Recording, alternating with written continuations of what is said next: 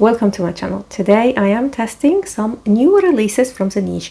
Well, I already did a part 1 where I tested 12 very hot new releases, so you can check it in the description down below. And today I am reviewing 12 fragrances and telling you if they are worth it or not. Starting with the first fragrance, and it is Miami Shake from Juliette Hasgan.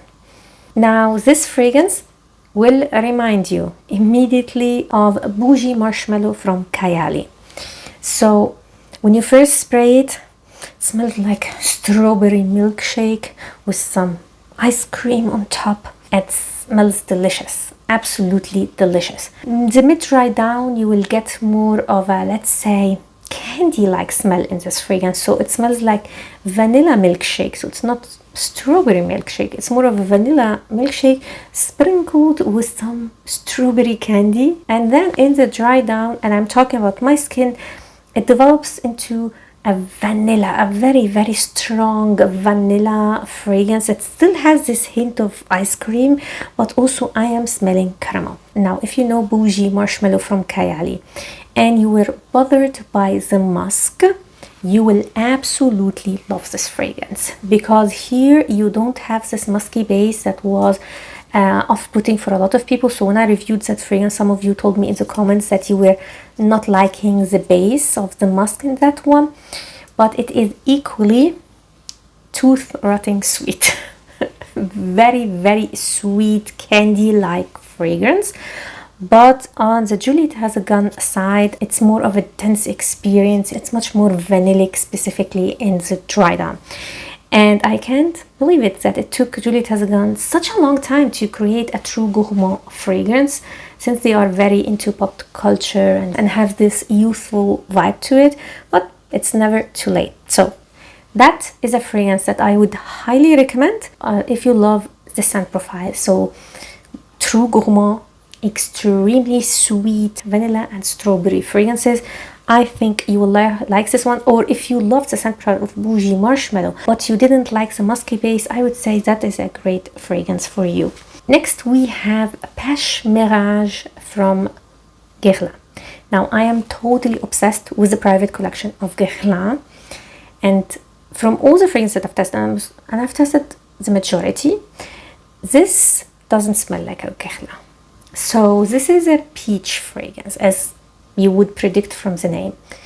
And I guess you also get from the name the mirage aspect. So when you spray it, you will get a little bit of peach, apricot, and osmanthus. Now osmanthus does have by nature an apricot-y aspect to it, an apricot nuance. But I feel like there is also added apricot here because it's quite predominant, and you will get almost the texture of the peach and the apricot, so this fuzzy, you know, velvety feeling. Towards the mid-dry down, you will get something that I guess will not be for everyone.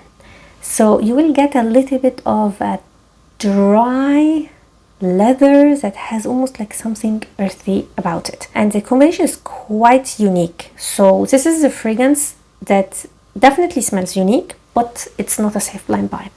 And if you are a die-hard fruity fragrance lover, this is not the scent profile that usually people who love fruity fragrances go to.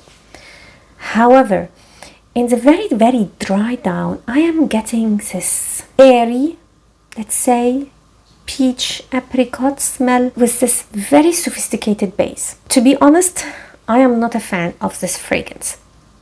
I feel like these two notes are clashing a little bit, but I know that a lot of people absolutely love it. So for me, this is not a safe blind buy. It's not a fragrance for fruity lovers or someone who loves like the typical sweet, juicy, fruity fragrances. It's just something so unique. I can't even tell you to whom would I recommend it. It's just a fragrance that you need to try. And to be completely honest, it's not the best from that line from Guerlain. Next, we have Love No Shame from Plume Impression. Now, I have tested that fragrance when I was at Exance this year, and completely honest, it did not wow me at all. Like, it it wasn't bad, it just was very boring. Like the scent profile has been done and overdone, so you have strawberry, cherry, you know, your typical gourmandish, fruity, sweet fragrance. However, I have to say this fragrance in the dry down does really change a lot. Now, I'm not saying that the scent profile will be completely changed, but there is this musky freshness that is in the base that really uplifts the fragrance and makes it more of a very delicate, soft, fruity, a little bit sweet, feminine fragrance. I am not getting the oud here at all. Like, when I saw the notes, I thought that I'm going to get an experience that is similar to Serene from Fragrance du Bras, but it's not a similar fragrance at all. I really like this fragrance, and I'm actually wearing it today. Yeah, I think it's the violet also that gives a little bit of a powderiness to the fragrance that makes it very soft and quite a delicate feminine fragrance. So definitely, again, a fragrance that you should try on your skin. But I guess since that dried down, it will be a fragrance that people who love fragrances like Miami Shake will not appreciate. It will, like, they will love the opening but will be disappointed with the dry down. Tell me in the comments down below again what you think about that fragrance. Another fragrance that I've tested at Essence is Printemps Blanc. Now, this fragrance I would recommend. Let's start with that. But it's kind of a chameleon. This fragrance, I get different experience every time I test it. So when I was at Essence, when I tested that fragrance, it was like this fresh bouquet of white florals, orange blossom, and a little bit of musk. So this very fresh spring white fragrance. And now it's still the case. So when I tested that fragrance on my skin, I got the same experience. However, sometimes I get the freshness, and sometimes I am getting a bubblegum orange blossom. And I don't believe that anyone gets it but me, so take my opinion with a grain of salt. So maybe I am crazy, I don't know. I am getting this almost gourmandy, bubblegummy orange blossom in this fragrance. And it's not like I'm smelling bubblegum. It's the effect that the smell has. Like, I can't explain. The background of this fragrance has something so addictive. Like, sometimes when I wear it, I feel like I want to chew on it, like a bubble gum. I know it's very strange, but it is so beautiful. I would highly recommend this fragrance also as a wedding scent. It is feminine, it is delicate, it is, in both of the cases, I like the fragrance and I would recommend. But I can't tell you to whom it will be suitable since it has these two different experiences on my skin. So tell me in the comments down below what is your experience with this fragrance. Next we have Vanille Carbone from Atelier Materi. This is such a unique scent and it's not for everyone. Let me start by saying that this is not your typical sweet vanilla. This is not for gourmand lovers. No. We are talking about a very unique experience, a unique composition.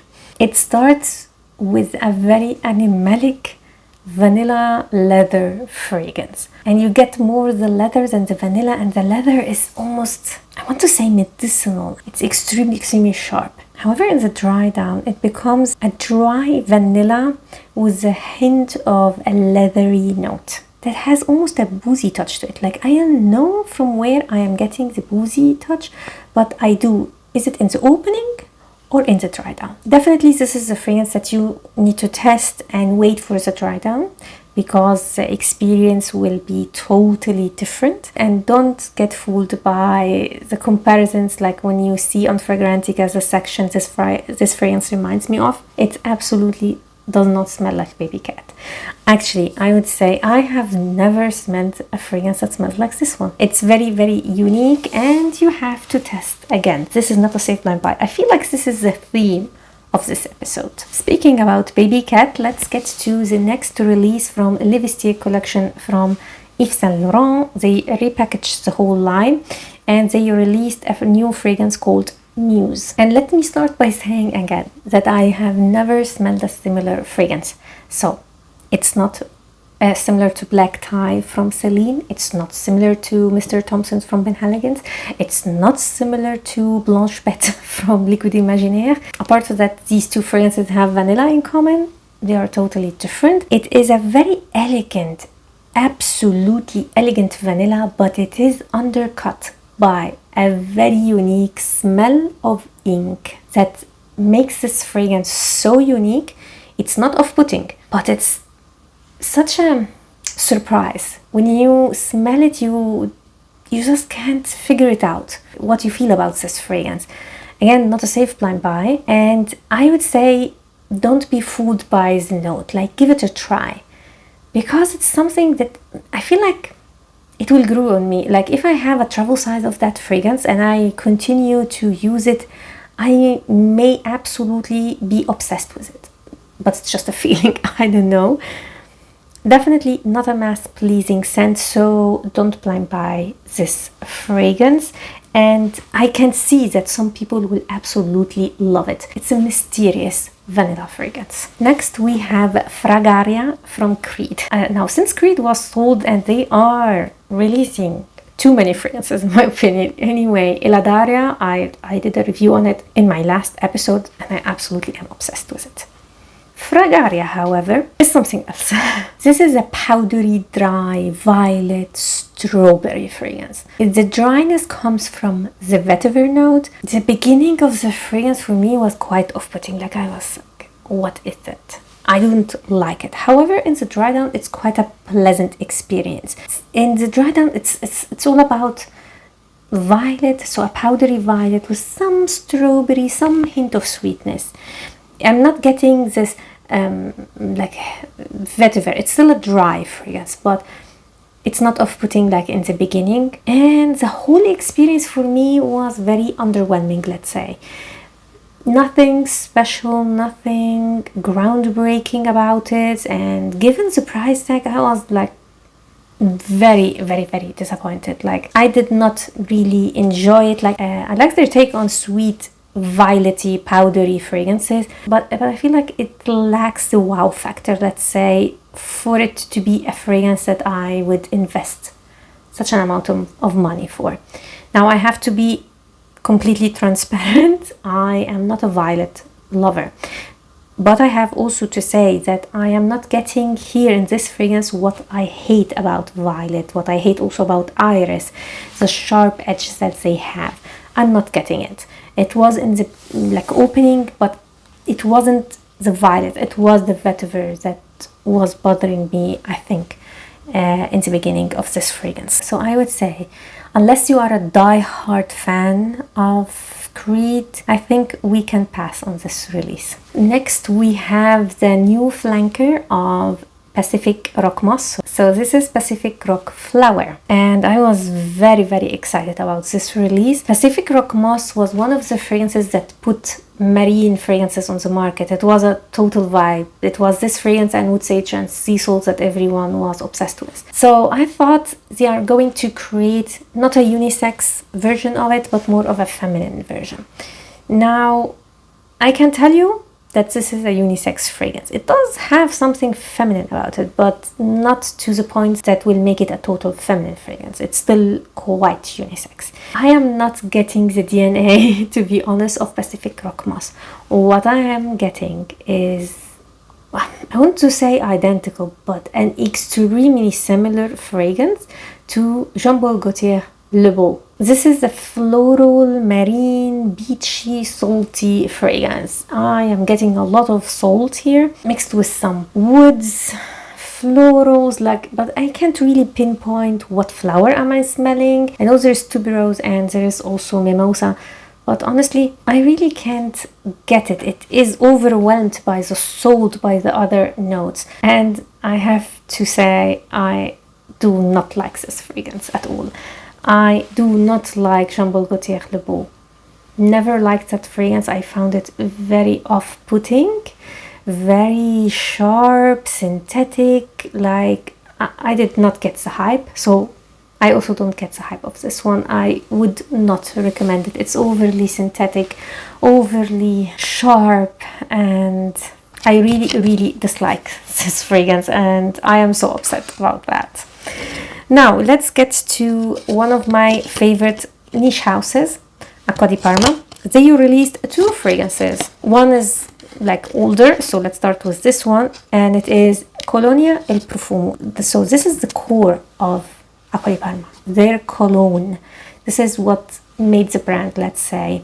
And it's one of the most old brands here in Italy. So when I saw they are creating a new flanker, I was very intrigued. It's definitely an intense version of the OG, like the cologne, the first fragrance, let's say, but made a little bit modern in a way. Also, this is the best example I can give when I speak about when you alter the composition of a fragrance to make it long lasting. In comparison with the original one, this smells definitely more synthetic. And I was very shocked, because for me, Acqua di Parma is one of the fragrance houses that I love because they are very natural smelling. Their fragrances are like one of the most natural smelling fragrances on the market. And this is a little bit synthetic. Could be from the pineapple, like I don't know, is it from the pineapple? I can't really say. Now, if you love colognes, this is the line to go to. Like the Colonia line from Acqua di Parma is unmatched in its territory. They are the king of colognes. And I would say if you want a more long-lasting colognes are the most easygoing and also the most fresh and the least perfuming type of fragrances. So if you want something that has the same vibe, but you want it to be long lasting, I would say this is a good option. It is, however, a little bit more earthy, a little bit more sweet in a way, and also definitely more aromatic than the original one, which I expected, because to make it longer lasting you have to use more aromatics and these kind of notes to give it a base, let's say, so the fragrance can last longer on your skin. So great release, but it's not my favorite one, let's say. The next release from Acqua di Parma is Buongiorno, and I don't know, is it part of the Colonia line or is it like a standalone fragrance, because you can see it has the yellow like labeling, but on their website it is not included with the Colonia, at least when it was released. I don't know now. It's like a standalone, and it has the whole vibe, like it has all the products for home and everything. And this is an aromatic barber shop black smell, very aromatic. You have mint, you have basil, and also lavender. For me personally, it lacks a little bit of citrus. Like there are citruses in the notes, but they are not in a huge doses. So I did not enjoy this fragrance, to be honest, much, and I'm a fresh fragrance lover. It's not a bad fragrance, and objectively, if you love the scent profile, you love aromatic, specifically basil and mint, you will love this fragrance. But to me, it's the first time that I would say a fragrance from Acqua di Parma that is lacking something. But whom am I to judge? This is a fragrance that is absolutely beautiful. If it's in the Colonia line, again, this is not my favorite. Next, we have from Paris Monte Carlo, Balsamir. And as you can see from the name, this is a balsamic fragrance. Multiple of balsamic notes. So the main notes here, I would say, is tolo balsam and fir balsam. Mostly, almost like an equal part, but I get more fir balsam, just a little bit more. It is mixed also with myrrh. Very rich, very elegant balsamic fragrance.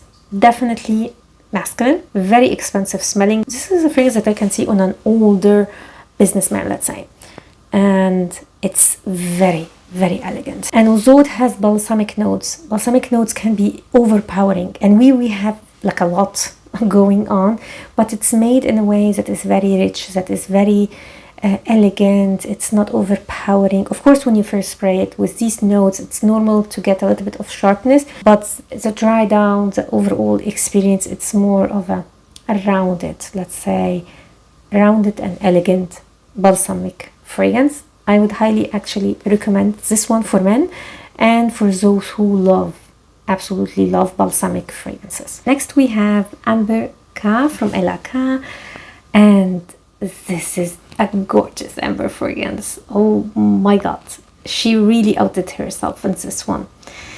This in the beginning reminded me a lot of Rouge Sarai, specifically the date, the sweet date aspect in it. So like the sweet woody. In the dry down, it's to me almost like a mix between Amber K and Tobacco Vanille from Tom Ford.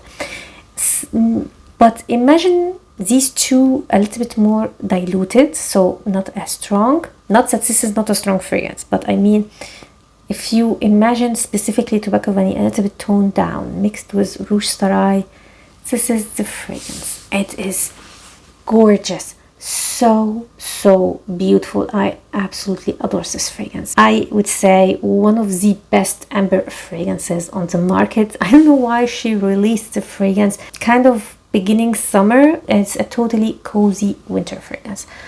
Oh my god, if you love Tom Ford Tobacco Vanille, you love Rouge Sarai from Atelier des Ors, I think you will absolutely love this fragrance.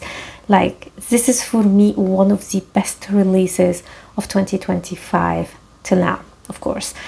And I have actually a buying guide on Elaka, all of the fragrances. I will leave it linked down below. Now, there was another fragrance that I didn't review, or I couldn't review because it is in this format. So I wanted to test it, but unfortunately I have to say that this doesn't work. So this is Pink Panther from the house of Sillage, and this brand is not available in Europe, but they were at Exans, and I was so excited to test some of their fragrances because I heard a lot about their fragrances. Unfortunately, they had no samples, so she gave me that. So it was a part in plastic where you can take off the plastic and you would smell the fragrance. However, I didn't get any smell. It did not work. It has notes of, it's a top pink lady apple, bubblegum, candied strawberry, heart of heliotrope, magnolia petals, orange blossom, and in the base, rock sugar, whipped marshmallow, sugared candy, a sugared musk, sorry. So it seems like very similar to candy, vanilla candy, rock sugar, something from Kayali. It's not my scent profile, to be honest, and I hated that fragrance from Kayali. But I wanted really to test this fragrance because my first impression on the fragrances that I've tested there is that although that they have this very, most, let's say, sweet, gourmandish, it's made in a very elegant way, at least from those that I've tested. So I was actually quite excited to test it, but yeah, I couldn't. So tell me in the comments down below how this fragrance smells and what you think about it. It's such a shame that the House of Sillage is not available in Europe, because although I don't like their bottles, to be honest, they were a little bit too kitschy, like how you call it. Yeah, they lack elegance, in my opinion, at least. They are special, like they look very unique, but not my style, let's say. Let's put it like that. But the fragrances were actually quite elegant. And what did I test? I tested something from Mickey, Mini, and another one that was a little bit more on the sweet gourmand side, but it was very airy, which I definitely liked, but I don't remember the name. Anyway, and that was it. These were all the new releases that I have for today's episode. Of course, before the end of the year, we are going to have another episode, if not two others, because they are releasing a lot of fragrances and it's almost impossible to keep up with everything. So expect similar content. This is a special edition of my testing hyped up niche fragrances. So I have here a permanent series in my channel where I test hyped niche fragrances, not necessarily new releases, and tell you if they are worth the hype, worth the money or not. So I will leave the playlist of these episodes in the description down below if you want to watch it, or if you like this video, you can binge watch all the rest. I hope you enjoyed this video and you found it helpful, and if you did, please give me a thumb up and consider subscribing to my channel if you didn't already. Please tell me in the comments down below, how do you feel about these fragrances? Did you test any? What is your favorite? And what should I test next? Looking forward to see your comments. Thanks a lot for watching and see you next time. Ciao!